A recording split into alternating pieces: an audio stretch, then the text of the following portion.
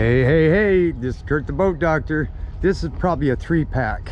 Running this boat out. It's a consignment boat I'm going to run out. Well, I better have another swig of my vanilla cream Henry root beer, basically gourmet soda. Okay, back to the programming. That was my commercial. No, I don't get anything from those guys, but it's good stuff. Vanilla cream's good, and the Henry's root beer. Anyway, we got a 9.9 high thrust 11x7 remote up front.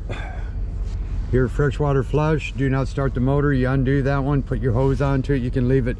These are meant for like when you're on the water, basically. You can trim the motors up, hook the hose. Do not start it, turn on the water, flush your motors out. So it's kind of a good idea. Quick flush, you do it once in a while, but I still say use the earmuffs.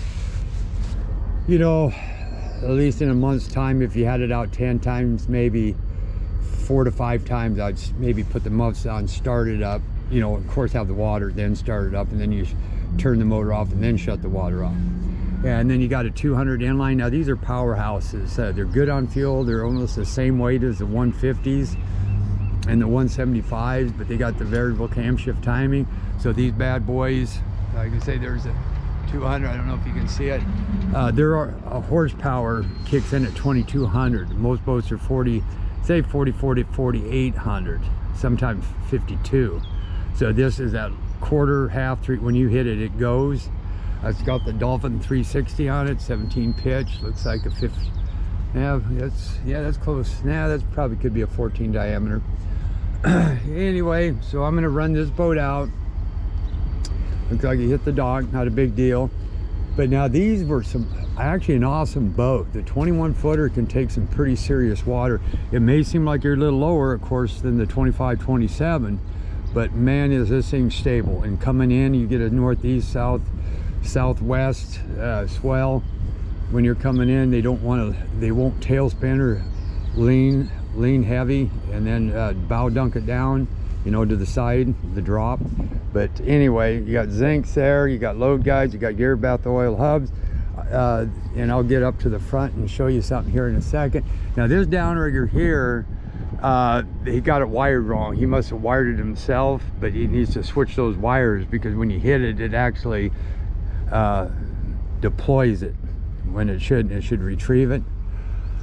And we got 2 plugs, one there, that's the main hole, one right up against the transom, the one up in here, the offshore bracket, that's independent, that's for the offshore bracket.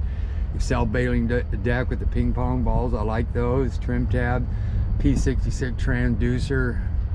You got your active 3-in-1 transducer or total scan, and those are up, and that one is down a little bit. So if they're not working, I can tell you when I'm on the water.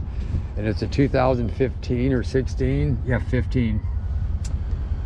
Now this one here needs a swivel put on the end, but this is wired right, so it just needs a swivel and a snap on it. Gear bath oils are brown, that's good. White would be bad. Got the little safety chain so you don't fall out. There's your gas fill. It has 3/4 of a tank in it. It's called Lucky Duck, or just Lucky. I just say Lucky Duck. OR184 AFJ, 2 VHF, trumpet horn, Lowrance radar. He's got 2 screens, Lowrance, one, I believe it's a Fruno. I could be wrong, but radar. Spare tire, that looks brand new. Let me see on here, it looks like he's got the 2-speed jack, or winch. Brake fluid, I did fill that was empty, so I don't know. I'll make a note to check the brakes on here.